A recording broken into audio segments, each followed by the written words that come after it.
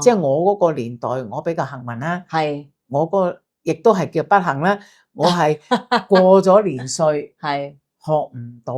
英文喺大陸讀書，係要我學俄文或者學普通話。哦，俄文我就彈唔到條脷啦，學咗一個禮拜都，老師普叫我通話係咯，咁啊學普通話咯，好啊咯，係啦，咁啊學咗普通話，嗯，咁就學拼音。但係而家相隔幾多年啊？13、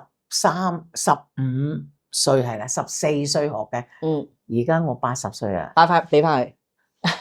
拼音就唔得啦，即係唔係好記得，係但係咧講係慣咗，係因為你馬來西亞都係要講，係以前我哋走埠唔識國語係走唔到埠，係最重要係一樣嘢，最近就瓊瑤姐姐唔喺度啦，係我就睇咗好多瓊瑤姐姐嗰啲瓊瑤小姐啲小説，原來我發覺我一直以嚟我個心裏邊睇緊小説，我係用普通話嘅。哦，我係好耐先發覺，係我係19唱緊歌啊，80幾年嘅時候，我先突然間同阿曉華講，